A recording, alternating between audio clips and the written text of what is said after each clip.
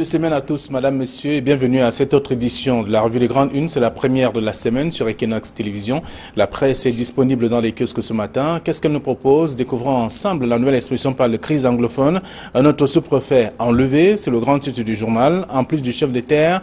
Donc le deuxième, depuis le début des violences, au moins 10 morts ont été donc enregistrés, justement, donc 5 éléments des forces de défense nationale ce week-end dans le nord-ouest et le sud-ouest. C'est à lire en page 2 du journal, qui parle également de la présidentielle 2018. Le Social Democratic Front et le MRC à couteau tiré. Les militants des deux formations politiques se font donc la guerre à travers les réseaux sociaux suite aux déclarations de Joshua aussi au sujet de Maurice Kamto. C'est en page 3 du journal. Le journal s'intéresse au Lions indomptables. Tacle de Bidong Pat. Le ministre des Sports a désigné donc l'entraîneur au moment où la Fédération camerounaise de football s'apprêtait encore donc à l'auditionner. C'est en page 8 et le journal s'intéresse aussi à autre chose parlant de Boya. Flou autour de la libération des chefs. 5 des 7 autorités traditionnelles libérées ont été reçues par le Premier ministre et le ministre de l'administration territoriale. En tout cas, en fin de semaine dernière, on parle de la CAN 2019 avec les chantiers à l'épreuve du temps. C'est à découvrir en page 5 et 7. Tout un dossier proposé par le journal La Nouvelle Expression et comprendre également ce qui ne va réellement pas. Le journal Le Messager qui est dans les kiosques ce matin parle de la présidence qui impose Sidor et Kluwer. Donc, parlant de deux nouveaux coachs, jamais shortlisté. Donc, le duo néerlandais vient d'être nommé à la tête de l'encadrement technique de l'équipe nationale de football. C'est à lire donc dans le journal ce matin. Le journal parle également d'un officier de police assassiné à Moutenguene. C'est dans le cadre de la crise anglophone. À découvrir aussi dans le même journal, l'hôpital central de Yaoundé tranche de vie des césarisés, en tout cas, séquestrés dans cet hôpital. Mais où sont passées ces personnes? Le journal ne précise véritablement pas, mais on observe simplement que ce jour-là, le jour de la conférence de presse, des femmes, tout au moins séquestrées n'étaient plus visibles dans cette formation hospitalière. C'est à lire dans le journal Le Messager de ce matin. Le journal Émergence, le quotidien privé bilingue, parle de la présidentielle avec les coulisses des difficiles tractations de l'opposition pour une coalition. C'est à lire dans le journal. Maurice Kamto, Joshua aussi, Akerimuna et Cabral Libi sont rencontrés à Yaoundé pour négocier. C'est en page 3 et 4 également de ce numéro. Le journal est dans les kiosques. Le journal s'intéresse également au nord-ouest et au sud-ouest. Week-end sanglant pour les forces de défense et de sécurité. C'est à lire dans l'émergence. Bien d'autres sujets également sont à découvrir. Le journal Le Quotidien Le Jour qui est dans les kiosques parle de Moutenguene avec un officier de police principal abattu chez lui, donc à son domicile. C'est à lire dans le journal en page 4 du journal. Donc le journal s'intéresse également aux Lions indomptables aussi. Ce sont tant de sujets à découvrir dans le quotidien Le Jour. Le quotidien Cameroun Tribune qui est dans les kiosques par l'autorité traditionnelle libérée à Boya. Les encouragements du chef de l'État, c'est à lire donc en page 3 du quotidien Cameroun Tribune qui parle également du sport avec les deux entraîneurs en tout cas et qui arrivent donc qui sont des Néerlandais, des frères qui viennent donc entraîner l'équipe nationale du Cameroun. C'est à lire dans le journal le Cameroun Tribune. Le journal Éco Matin s'intéresse donc à la gestion publique avec une question: où va l'argent de l'ECAM? La réponse est à découvrir dans le journal, le dossier en tout cas proposé par ce numéro. Le journal s'intéresse aussi au JICAM avec le JICAM, le SICAM qui a donc des problèmes aujourd'hui selon bien entendu le journal et qui donc propose ce numéro. Le Cameroun qui refuse de se doter d'une cour de compte, c'est à découvrir dans le même journal Éco Matin de ce matin. Alors, le soir hebdomadaire parle du Hajj 2018. Les pèlerins musulmans remercient Paul Biya. Des sujets pas les moindres, en tout cas, à découvrir dans le même journal. Bidong Pals qui met donc fin aux rumeurs parlant de tout au moins de l'équipe dirigeante de l'équipe nationale de football. Également à lire ce matin dans le journal. Et puis, l'Aide du Sahel qui parle de la CAN 2019. Attention au syndrome de 1972. Qu'est-ce qui a été fait? De toute façon, le journal rappelle ces moments-là et avec ce qui est fait également en ce moment, à la veille donc de cette Coupe d'Afrique des Nations de football, édition 2019, qui est donc organisé par le Cameroun aujourd'hui avec des chantiers qui ne sont pas achevés, des infrastructures en cours de construction également. C'est à lire dans le dossier proposé par l'Aide du Sahel ce matin. D'autres informations aussi. L'essentiel parle également de ces deux entraîneurs qui arrivent nouvellement. Peuvent-ils nous faire gagner la CAN? C'est une grosse question à lire dans le journal. Donc la réponse est contenue dans ce numéro. Le journal parle également de prédictions. Macron invite Biya en France en novembre. Est-ce que c'est pour notamment confirmer sa réélection à la tête de la magistrature suprême? C'est une grosse question, mais l'analyse est contenue dans le journal essentiel de ce matin et d'autres informations aussi. On va poursuivre avec Mutation qui est dans les kiosques parlant du poids électoral. Les scénarios pour gagner la présidentielle sont contenus dans le journal et on peut lire également avec notamment des acteurs qui s'impliquent davantage dans ce processus. Également, intégration qui parle donc de la crise anglophone, la CEAC contre un déploiement des casques bleus au Cameroun, c'est à lire dans le journal ce matin.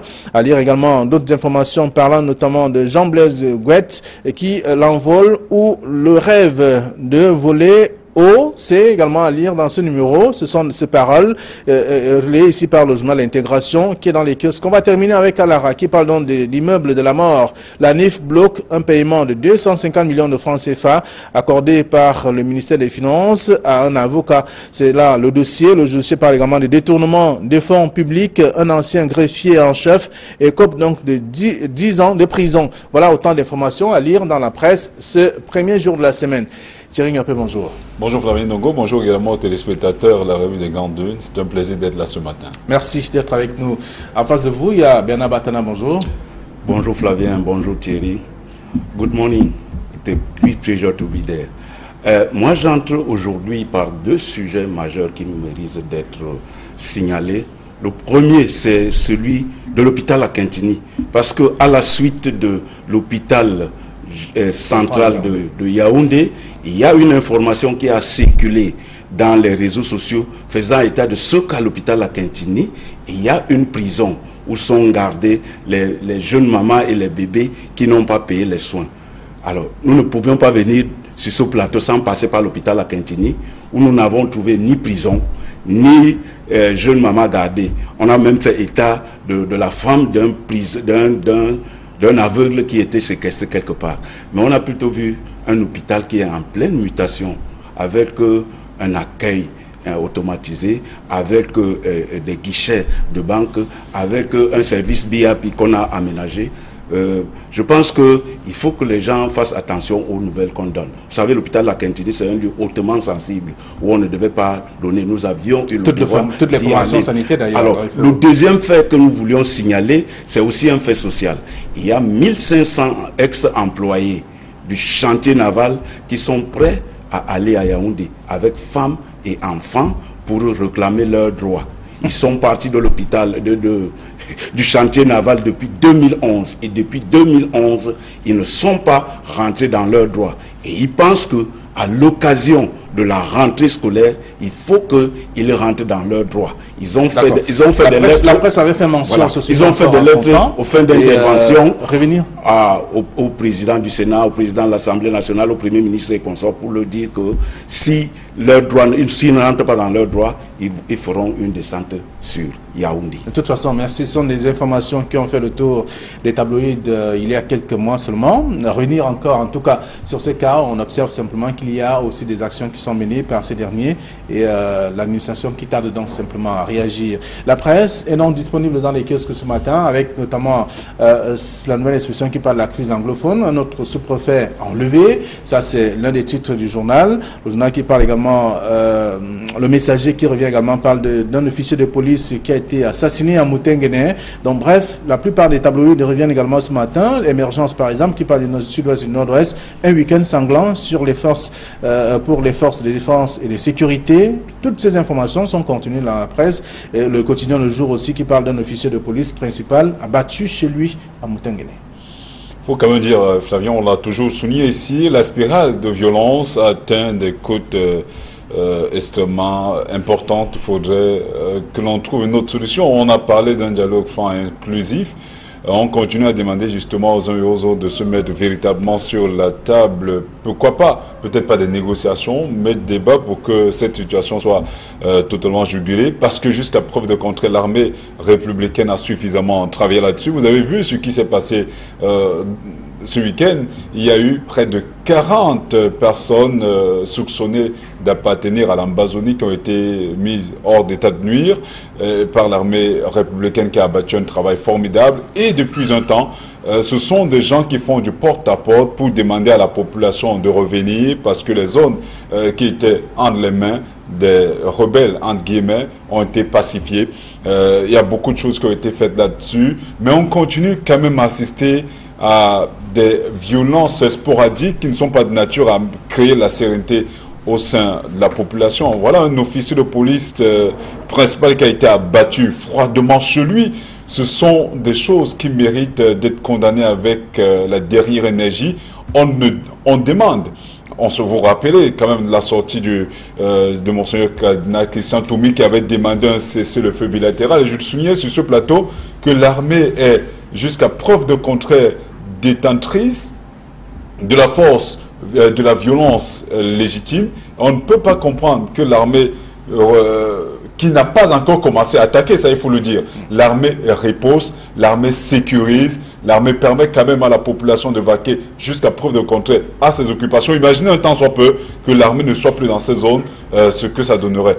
Pour l'instant, il faudrait, si on veut que la situation revienne à la normale, parce que, voyez-vous, comment peut-on demander à une armée de baisser les armes quand des chefs qui sont garants de l'autorité traditionnelle sont enlevés, bastonnés, martyrisés? Vous avez vu des images qui nous ont été envoyées depuis le Minat où un chef traditionnel a un dos totalement rouillé de coups avec des blessures, on ne sait pas si elles guériront. Ce sont des images insoutenables.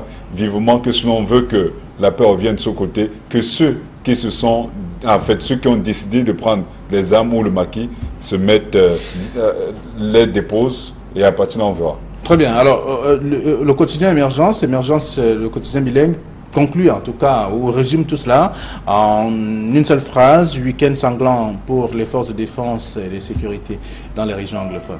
Oui, on est déjà habitué à ces week-ends sanglants. Tous les matins ici, le lundi, on décrit ça. Mais je note que au cours de la rencontre du ministre Atangadi avec les chefs, il a dit en substance qu'il faut que l'ordre soit enfin rétabli. Moi, je crois que c'est vers cela qu'on doit tendre. Mais au moment précis où il dit qu'il faut que l'ordre soit établi, le sous-préfet de la Main-Tchoum est enlevé et un officier de police est tué à Moutengene. Tout se passe comme si il y a un malin génie qui se nourrit du sang des Camerounais, qu'ils soient du nord-ouest ou du sud-ouest. Tout se passe comme... Et chaque fois, on dit il faut que l'ordre soit rétabli. Chaque fois, on dit qu'il faut qu'un dialogue. Chaque fois, on dit qu'il faut qu'une solution soit définitivement donnée à ce problème anglophone. Mais les gens continuent à mourir. Les gens continuent à être sacrifiés. Vraiment, il faut que cet état de choses cesse. On se rappelle que les chefs traditionnels, même qui sont les garants d'une certaine équité, d'une certaine tradition, ont été enlevés. C'est dire si la situation est extrêmement grave et qu'il faut trouver des solutions avant que ce malin génie ne finisse de se nourrir du sang des Camerounais. Très bien. Alors, le quotidien Le Jour qui parle d'un officier de police principal abattu.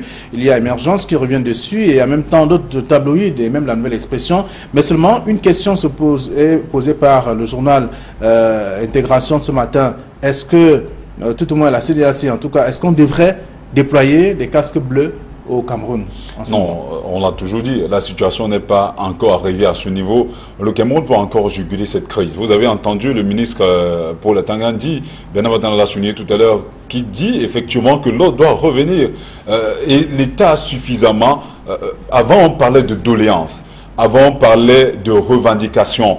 Et ces doléances et ces revendications ont été prises en compte. Il y a beaucoup de choses qui ont été prises ici. On l'a même relevé sur ce plateau. Il y a même la Commission nationale pour la promotion du bilinguisme et du multiculturalisme qui est descendue sur le terrain, a rencontré ces différentes autorités, a élaboré un certain nombre de doléances, de recommandations adressées aux chefs de l'État. Et c'est encore au niveau de la table, je veux dire, il y a d'autres mesures qui ont commencé à être prises. Vivement justement que l'on continue à ce niveau. Mais on ne peut pas pas comprendre au moment où l'État est en train de prendre des dispositions pour résoudre, pour juguler les problèmes qui avaient été posés, qu'on continue à assister à cette spirale de violence, certainement occasionnée par des personnes qui veulent véritablement diviser le Cameroun. Vous avez entendu, le ministre Paul Atanga dit « Le Cameroun reste un et indivisible » et toute personne qui continuera à travailler dans ce type d'officine mériterait d'être sanctionné avec la dernière énergie. Et il a d'ailleurs souligné ensuite que les financiers, en tout cas, voilà, c'est ce que je voulais souligner, que les financiers qui sont hors du Cameroun, qui continuent à mettre de l'argent pour entretenir cette sale guerre, sont connus et seront bientôt traqués et ramenés au Cameroun pour répondre des faits qui leur sont reprochés. Vous savez qu'il y a une quarantaine de personnes qui ont été... qui a amené voilà, il y a une quarantaine de personnes qui sont encore embassées aujourd'hui, écrouées du côté de Kondengue, toujours simplement parce qu'elles étaient accusées d'avoir de s'être livrées à ce type de jeu. Bon, je ne voudrais pas parler de jeu, mais à ce type d'opération macabre. Alors, donc, la communauté économique et monétaire de l'Afrique centrale refuse carrément, n'est pas d'accord qu'il y ait un déploiement des casques bleus au Cameroun. Oui, mais il faut savoir que la communauté économique n'intervient que lorsque les conditions d'intervention sont réunies. Est-ce qu'on a atteint le seuil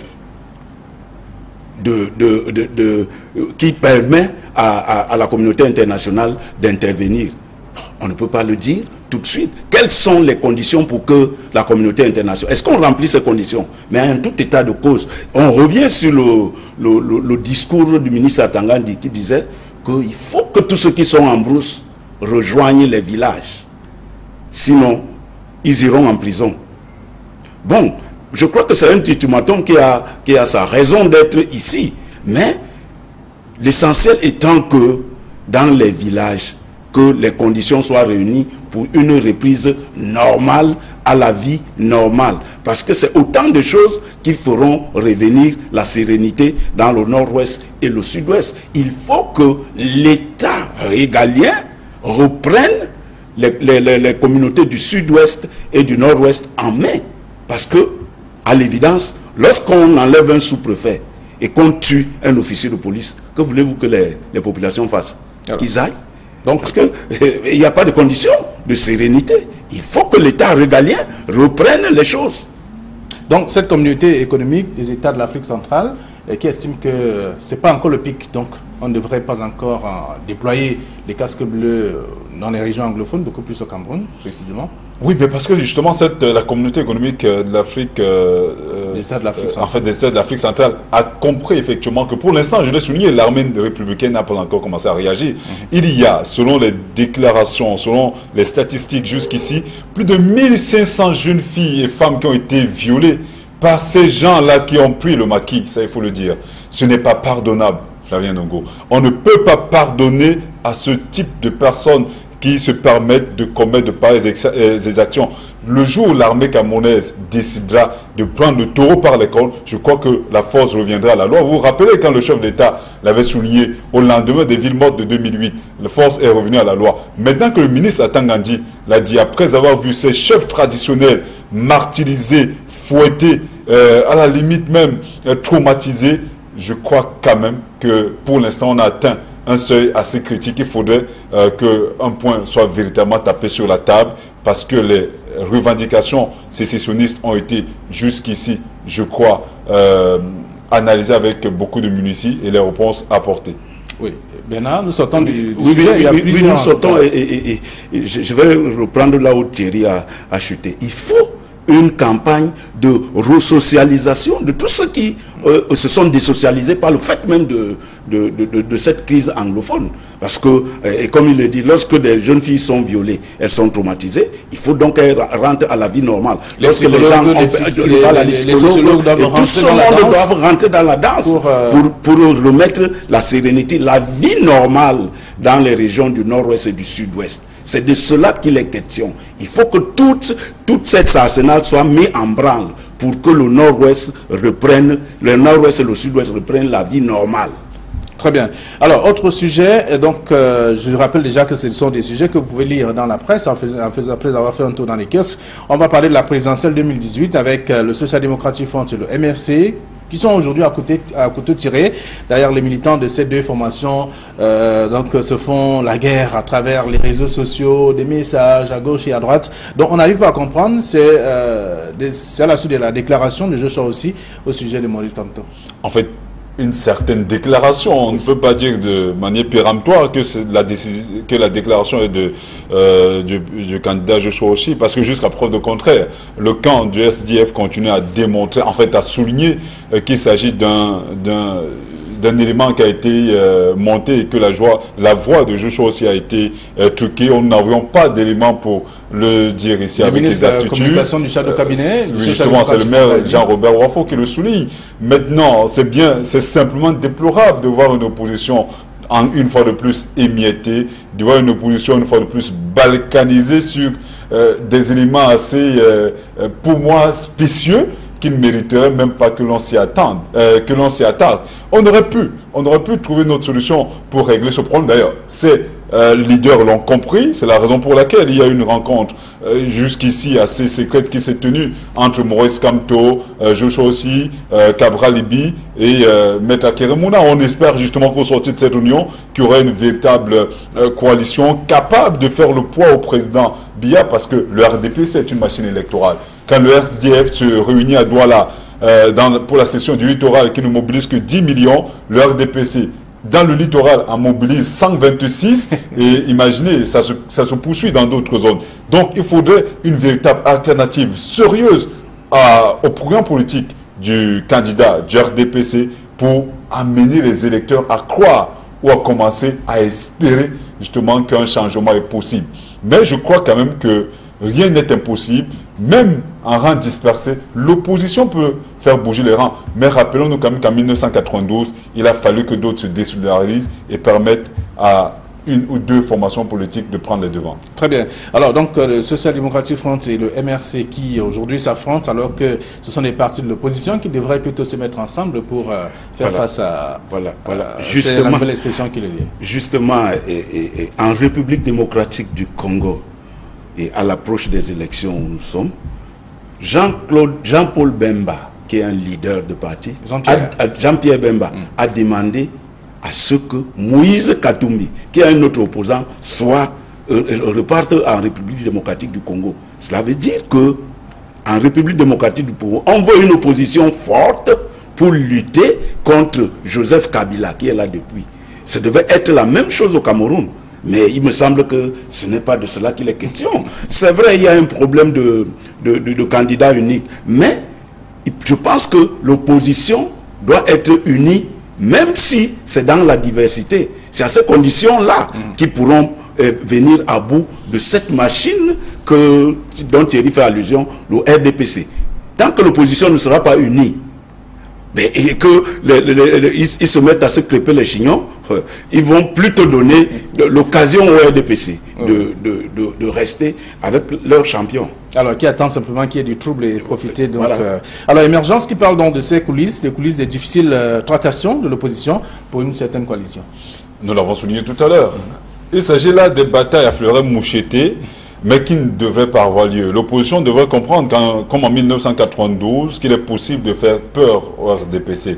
Il est même possible de déloger le candidat Biya. Rien n'est impossible. Quand le peuple veut, cela est possible. Le RDPC, aux dernières élections, Maître Momo, malheureusement, ou heureusement pour lui, et malheureusement pour les autres membres de son camp, qui a viré de l'autre côté, du côté du RDPC, avait souligné que le RDPC a gagné avec près de 3 500 000 électeurs. Aujourd'hui, nous sommes à plus de 6 700 000 inscrits sur les listes électorales.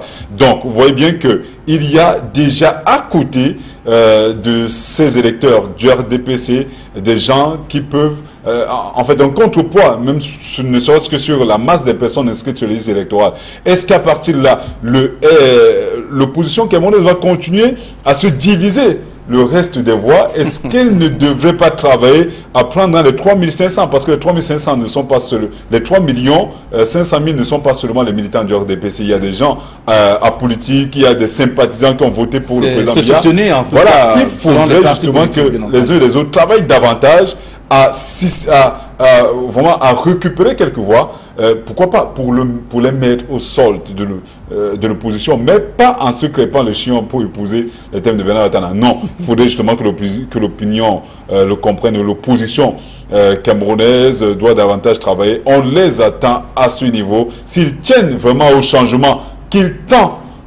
qu'ils soulignent à Uadja sur les plateaux de télévision, s'ils veulent que les choses changent, il est plus que jamais temps de commencer à travailler ensemble pour qu'on arrive à ce niveau. Très bien. Et Mutation de dire ce matin, qui s'intéresse d'ailleurs au poids électoral, pour parler des scénarios pour gagner la présidentielle, et on parle des poids politiques.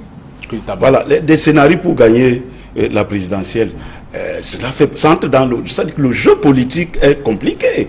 Vous n'allez pas demander, parce que là c'est des spéculations de journalistes qui veulent absolument qu'on voit l'opposition réunie. Non, il y a des jeux politiques.